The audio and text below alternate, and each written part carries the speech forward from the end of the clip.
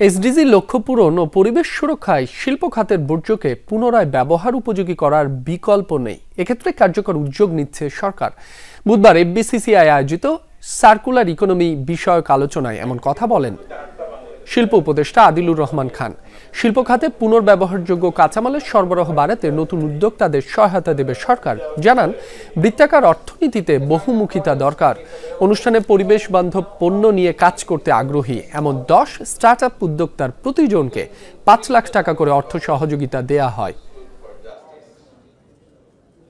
Circular economic models বৃত্তাকার অর্থনীতিতে রূপান্তর জরুরি। এটি একটি কৌশলগত প্রয়োজনীয়তা।